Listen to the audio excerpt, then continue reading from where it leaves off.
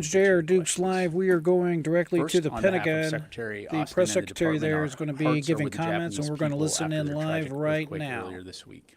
The United States and Japan share a deep bond of friendship that unites our people, and our Japanese ally graciously hosts thousands of U.S. service personnel and family members. As you've heard from the President and the U.S. Ambassador, our military forces in Japan are ready to assist as needed. Second, I'd like to recap a few significant developments that occurred over the holidays. On December 28th, the Offices of Special Trial Counsel reached full operational capability, shifting prosecutorial discretion for 13 serious offenses away from the chain of command. This is the most important reform to our military justice system since the creation of the Uniform Code of Military Justice in 1950, and aims to help strengthen accountability and increase service members' trust in the fairness and integrity of the military justice system. This milestone follows through on Secretary Austin's commitment that we must do more as a department to counter sexual assault and sexual harassment in the military. Separately, on January 1st, the U.S. Navy announced that the USS Gerald R. Ford Carrier Strike Group will redeploy from the Eastern Mediterranean to its home port as scheduled to prepare for future deployments. As was highlighted in Navier's press release, we continue to retain extensive U.S. military capability both in the Mediterranean and across the Middle East. This includes the current deployment of the USS Dwight D. Eisenhower Carrier Strike Group to the Middle East, the deployment of additional cruisers and destroyers in the Mediterranean and Middle East, and the recent arrival of the USS Baton and USS Carter Hall in the Eastern Mediterranean Sea. Notably, the USS Baton and USS Carter Hall joined the amphibious transport dock ship USS Mesa Verde and have consolidated as the amphibious ready group in the Eastern Mediterranean, along with the embarked 26th Marine Expeditionary Unit. The ARGMU consists of 3 ships, more than 50 aircraft, and approximately 4,000 sailors and Marines that provide sea-based expeditionary forces capable of conducting a wide range of missions in support of our regional deterrence efforts. As we have done since Hamas's brutal terrorist attack on October 7th, DoD will continue to leverage its collective force posture in the region to deter any state or non-state actor from escalating this crisis beyond Gaza. And finally, I can confirm that on January 4 at approximately 12 p.m. Iraq time, U.S. forces took necessary and proportionate action against Mushtaq Jawad Kazim al-Jawari, aka Abu Taqwa, who is a Harakat al-Najuba leader. Abu Taqwa was actively involved in planning and carrying out attacks against American personnel. The strike also killed another Han member. It is important to note that the strike was taken in self-defense, that no civilians were harmed, and that no infrastructure or facilities were struck. With that, I'll be happy to take your questions. We'll start with Associated Press. Tara. Hi, General Ryder. Happy New Year. Happy New Year. I wanted to talk about the warning that the U.S. sent yesterday with allies to the Houthis about not conducting an additional attacks on ships, and then you see just hours later there's an attempted attack with an unmanned surface vehicle on ships in the Red Sea. What are the options for the U.S. at this point? And will those options also include potentially addressing Iran's role in supplying the Houthis with these weapons? Thanks, Tara. So, as you've heard us and others say within the U.S. government, we are approaching this from many different facets to include sanctions, but from a DoD standpoint, of course, working closely with the international community to establish a coalition to help deter Houthi efforts and reassure mariners as they transit this vital seaway in the Red Sea. So we're going to continue to work very hard at that. Deterrence in and of itself, presence is a deterrent in and of itself. And so we expect to continue to see the coalition, the international coalition, grow in support of Operation Prosperity Guardian. As you heard Vice Admiral Cooper, the NAVCENT commander, say earlier today, over 20 nations so far have joined. And again, we continue to expect to continue to see that grow. This is an issue that affects the entire international community. The economic impact, never mind the dangerous, unlawful behavior, is something that we're all taking seriously and that requires collective action. But what sort of options would there be militarily? Because obviously the statement didn't stop the Houthis from sending an armed drone towards ships again today. Yeah, I'll let the statement speak for itself, and I'm not going to speculate or get into hypotheticals about potential future military operations. Jennifer? Pat, I'll come right back to you. Pat, I'd just like to follow up on the January 4th strike targeting Abu Taqwa. What kind of weapon was used? Was it a Hellfire missile? Why now? Is this the beginning of a new campaign to target the leaders? And this group that you've targeted in terms of planning, it's not Kateb Hezbollah, which has been behind a lot of the attacks. Why not? Yeah, thanks, Jennifer. So I'm really not going to have more specifics to provide in terms of what I've read out. As I highlighted, this individual was actively involved in planning and carrying out attacks against American personnel. And as we've long said, we maintain the inherent right of self-defense and will take necessary action to protect our personnel. And who was the second person killed? It was an associate of Mr. Abu Taqwa, but I don't have any further details to provide. Let me go to Joe. Thank you, General Ryder. I want to go back to the issue of the statement that was issued yesterday from the U.S. and its coalition about the Houthis. Have you seen any evidence that there is a serious escalation from the Houthis over the last few days? And given the situation, could you tell us if the option of striking the Houthis is on the table, or it's something just related to contingency plans?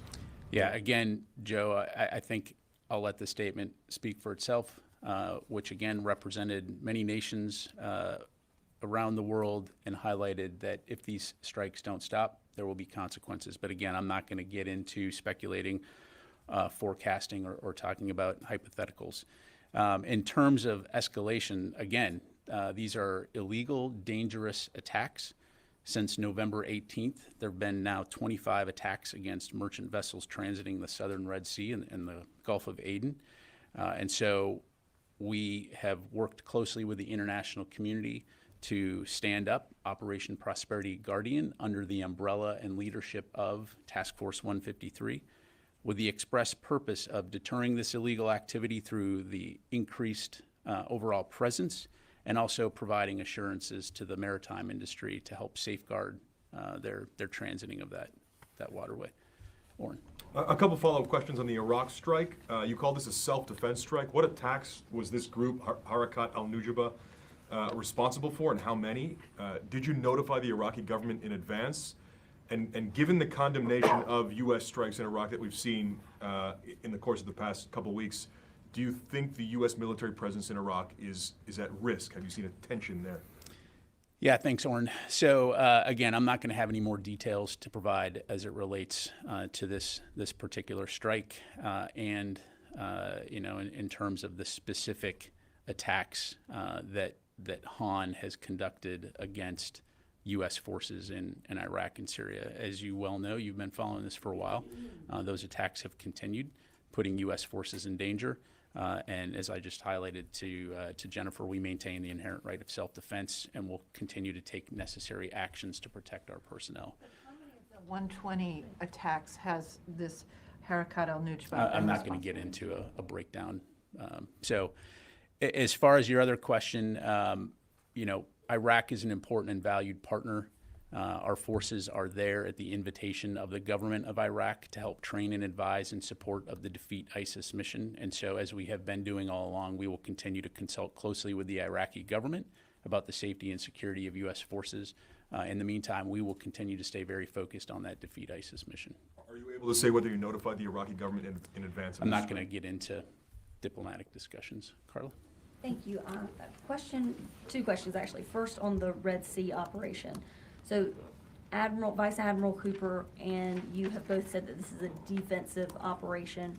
Why is this a defensive operation? Why is this not an offensive operation? Why is the U.S. and the international coalition either unwilling or unable to target launching areas inside of Yemen? So the express purpose of Operation Prosperity Guardian, again, under the Coalition Maritime Forces, is a coalition of the willing. And so this particular operation is a defensive operation focused on helping to reassure commercial vessels as they transit the Red Sea, and also helping to safeguard the lives of mariners who are sailing those ships. And so it's as simple as that. Why? Should I interpret that as some of the coalition did not want this to be offensive? Is that fair to say?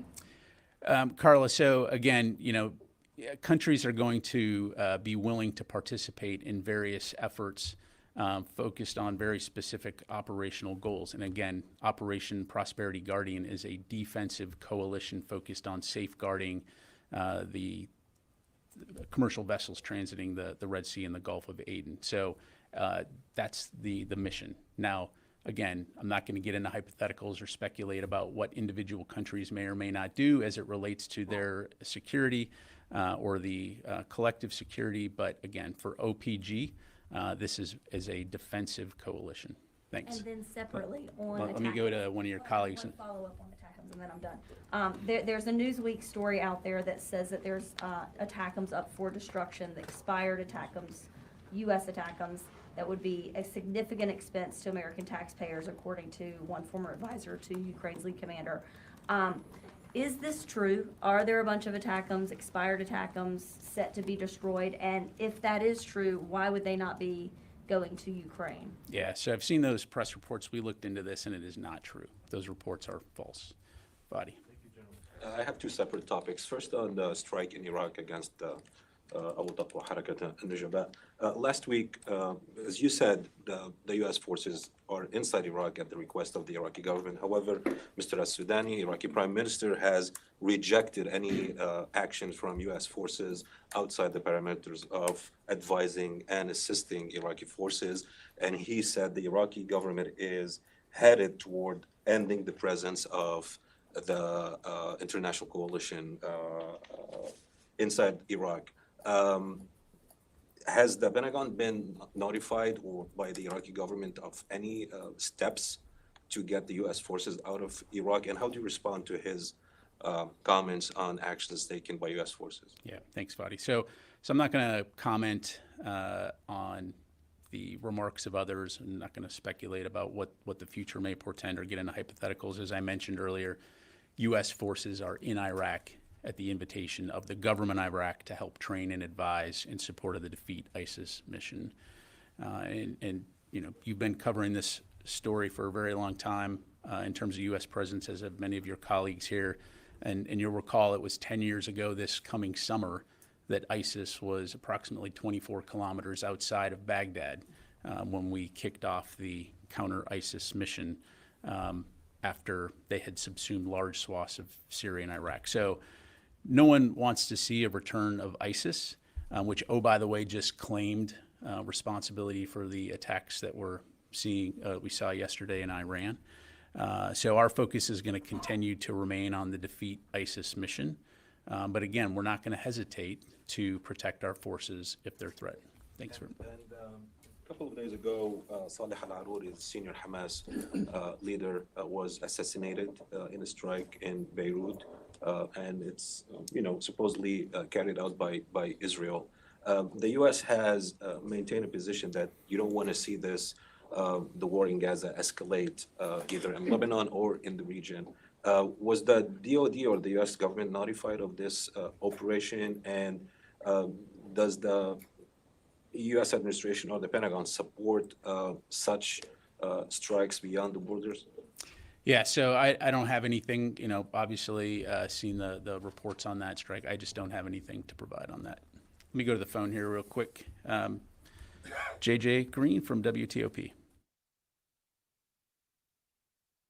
Yeah, thanks for the opportunity. Can you characterize the strength of Harakat al-Nujaba, the threat that it poses to U.S. forces? And when you look at all of the other terror organizations that are active in the region now, especially ISIS and Islamic Jihad, Hamas, Hezbollah, can you characterize what that looks like for U.S. forces and how the Pentagon is approaching dealing with that? Yeah, thanks, JJ.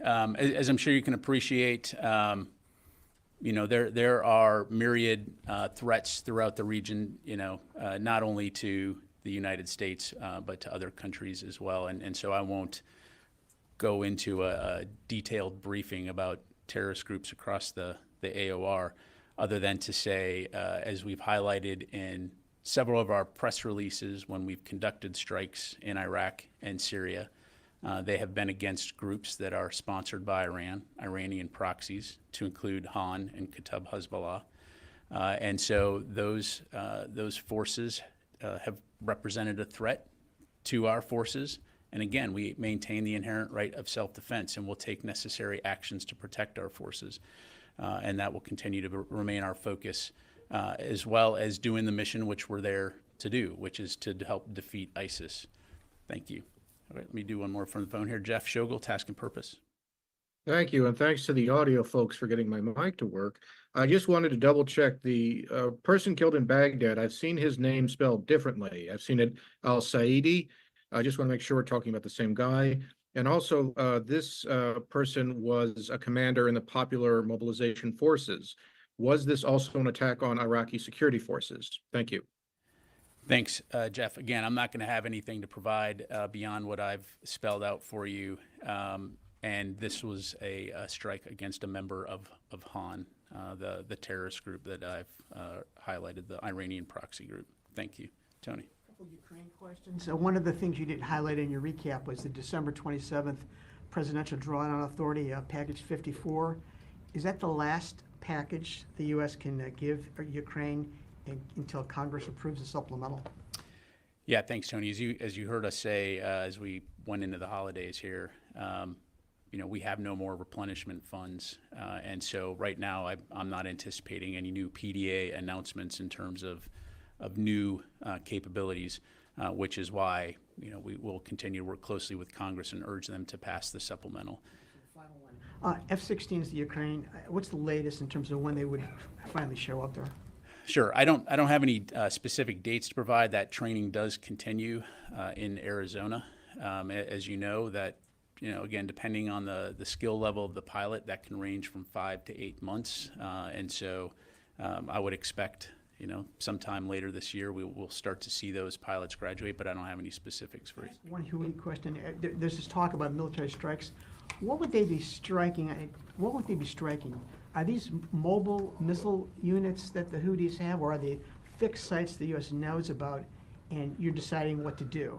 Yeah, thanks, Tony. I appreciate the question, but again, I'm just not going to get into hypotheticals or speculate or forecast any potential future operations. Thanks. Nancy. I want to go back to some of the comments you made earlier about the strike in Iraq. As you know, earlier today, the Pentagon was unwilling to talk publicly about the strike, and now you're telling us you can't tell us the threat that demanded a self-defense strike. And can you help me understand why the U.S. can't provide basic information about a strike that it conducted in an allied nation's territory? Is this the expectation going forward, that you'll conduct self-defense strikes, but we won't know why you're doing them? Yeah, so I appreciate the question, Nancy. I would take exception at the characterization. First of all, I'm here briefing you on the record about the strike, and if I can finish answering the question that you asked me. But the answer we've got repeated is that you won't tell us why the I've provided you the information that I have available to provide, and I have answered why this was a self-defense strike, because this particular individual was involved in the planning and execution of attacks against American personnel in Iraq and Syria, which by definition is a threat, which by definition us taking action is a self-defense action. Right, but I guess what I don't understand is it one strike that this person was involved in? Was it several? Were they deadly? Over what period of time? On January 4th at 12 p.m. Iraq time, we took a strike targeting this individual. It killed him and an associate. There was no civilians injured, no infrastructure, and no facilities. So, I mean, that's as much information as I'm able to provide. Thanks. Yes, sir. Thanks, Pat.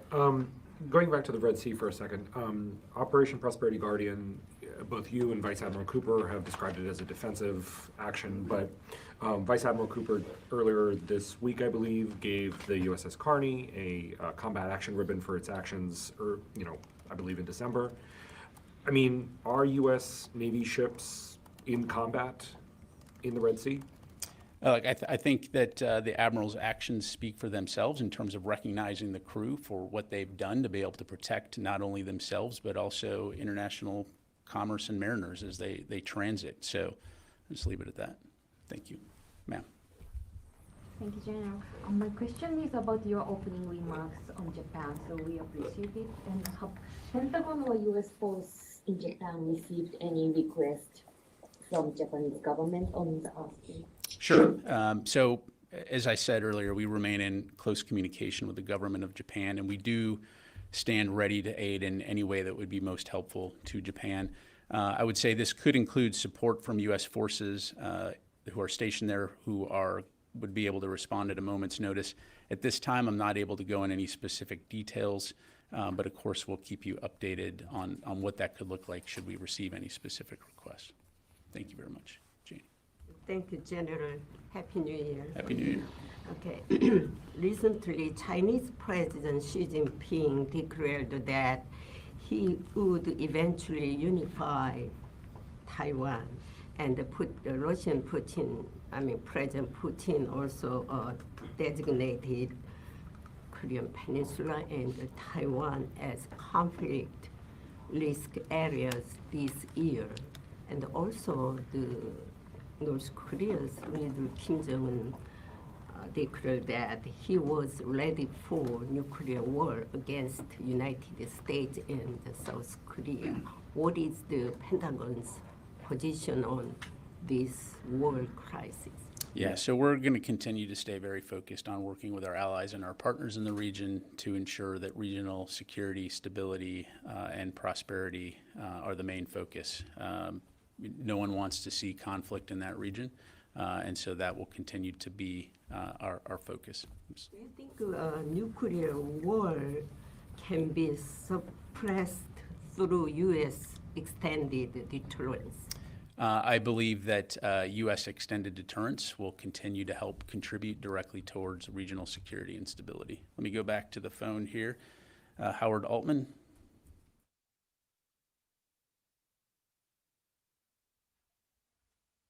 Thanks, Pat. Question answered.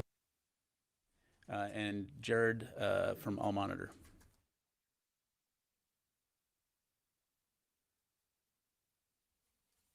My question has also been answered. Thank you. Take a few more. Chris? On the airstrike in Iraq, I understand your comments on the rationale, but to be very direct, did this U.S. airstrike violate the agreement U.S. forces and the coalition has with the Iraqi government? The U.S. always maintains the inherent right of self-defense if our forces are threatened. And again, we'll continue to communicate, as we have been all along, closely with our Iraqi partners when it comes to the safety and security of our forces in Iraq. Ro. Yeah, thank you. Just two questions. First, follow up on the U.S. response to the earthquake in Japan. So is it accurate to say the U.S. and Japan are discussing, the U.S. is in discussion with the Japanese about what type of assistance would be necessary? Yeah, so as I understand it, U.S. Forces Japan is in regular contact with the government of Japan to discuss how we might help should assistance be requested. But I'd refer you to USFJ for any further details. Yeah. On the second question, China appointed a new defense minister in late December.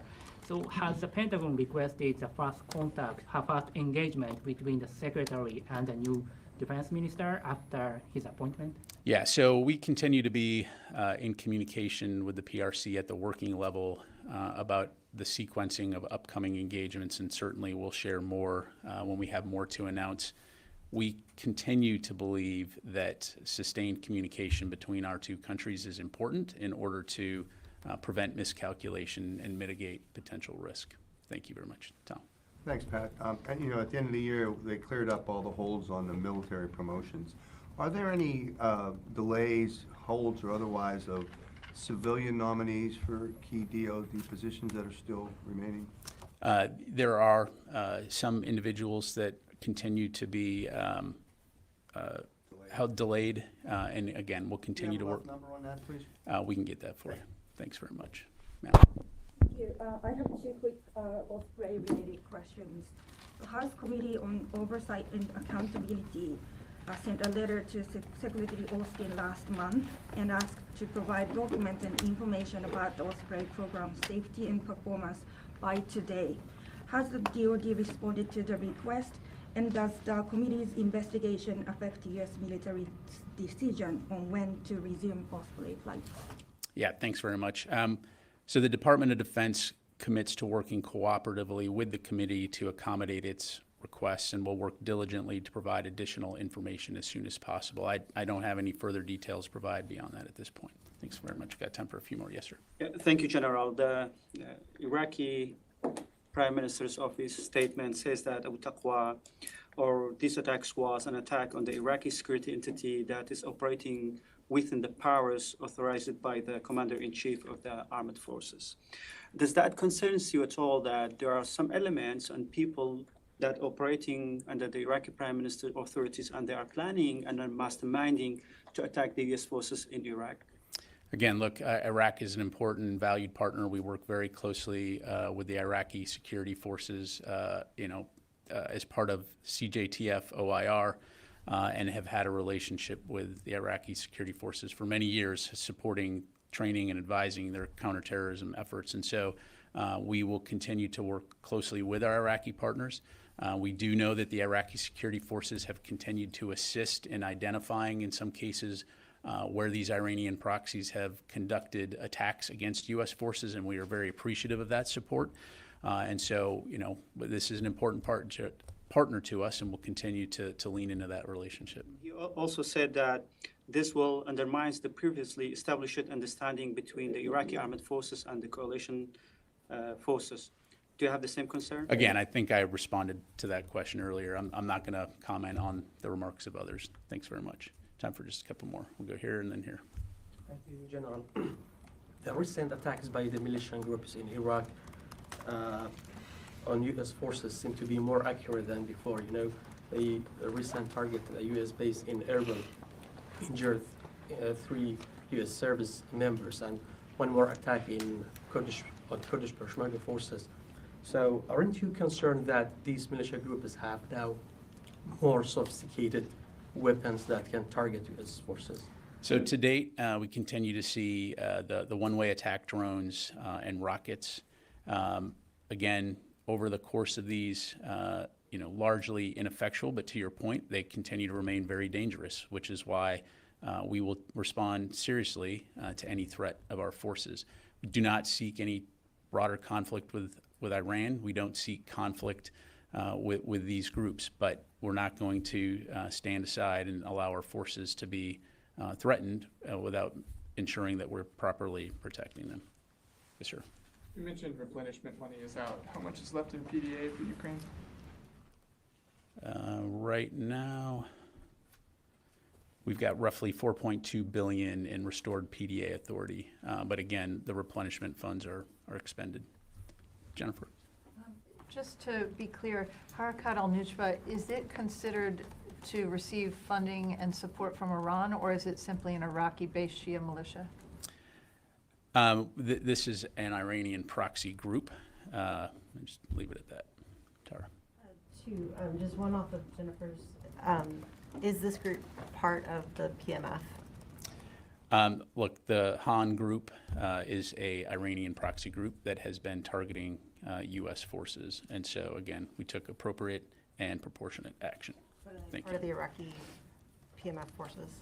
I don't have an answer to that question. Okay, but, the other one that I was going to ask is Ukraine.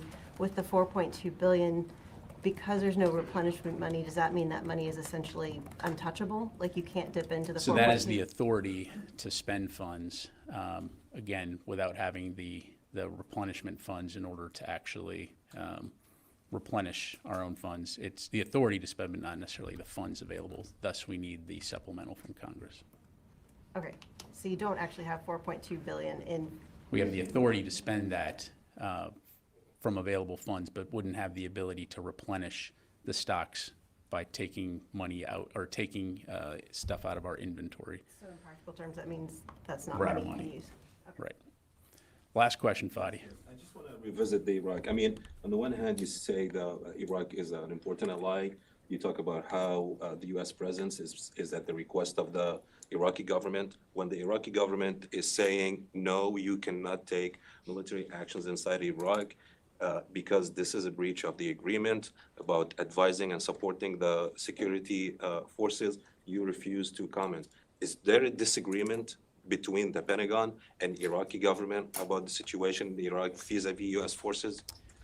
Look, again, I'll be very clear. U.S. forces are in Iraq at the invitation of the government of Iraq, and they're there for one reason, which is to support the Defeat ISIS mission. We'll continue to work very closely with our Iraqi partners when it comes to the safety and security of our forces. When those forces are threatened, just like we would anywhere else in the world, we will maintain the inherent right of self-defense to protect our forces. And so again, this was a necessary and proportionate action against this particular individual who was personally involved in the planning and execution of attacks against American personnel. Thank you very much, everybody. Appreciate it. All right, my friends, that was a meeting that went on for apparently right over 30 minutes. And that was the Pentagon Press Secretary. His title is Major General Pat Ryder. So, you heard pretty well what he had to say. Obviously, they had some kind of attack today in Iraq where the United States basically blew the living you-know-what out of a couple of terrorists. And I'm sure that made Iran really happy with us. They always play these type of things close to the chest. They don't want to give out too information. Yet they give out just enough to let everybody know that if we catch you, we're going to blow you up. I personally wish the Biden administration would show more force, would show that they're not going to take the kind of nonsense that's been going over in the Red Sea area for quite some time now. I can assure you this, if Donald Trump was president today, this probably would have never happened. And I can also tell you that it would not continue to happen. As we all know, Donald Trump would put a quick and speedy stop to all this nonsense that's going on in that particular part of the world. But at any rate, what do you have over there? The Houthis. He refers to them as the Han.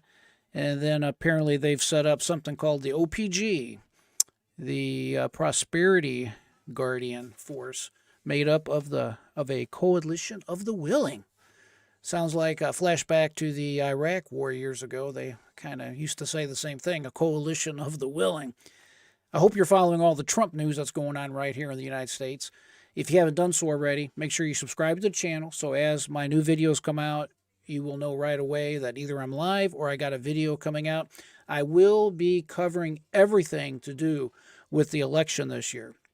So if you're interested in anything and everything to do with this election, this is where to tune in. If it's good, bad, indifferent, I'm not all about just Republican anything. I'll tell you what I see as I see it. I will also tell you that we need to definitely get rid of Joe Biden and get Trump back in office. But if Trump is not doing what he should do, I will definitely give you my opinion. Having said that, we have a new year, 2024 ahead of us. I hope everybody is going to have a great new year in this year ahead. Let's all be prayerful and mindful of what's going on in our country and try to make it a better country. It's very important that we spread the message that I try to tell you on this particular channel, and you share it with your friends, your neighbor. There is so much indoctrination going on right now, and the only way to stop indoctrination is to shine a light on all the nonsense that's going on. Just like with Donald Trump and being taken off the ballot, this is something that hasn't happened since basically the Civil War, and it has to be stopped. This is not even really so much about Donald Trump being kicked off the ballot. This has to do much more with your right to vote for who you want to be the president of the United States. So, at any rate, make sure you subscribe, hit the thumbs up button, share, stay in touch with me. I want to have a continued conversation with each and every one of you as we go through the subjects in the days, weeks, months in this year. God bless you all. Remember, keep that free mind. Never give up, my friends. Until next time, I am J.R. Dukes.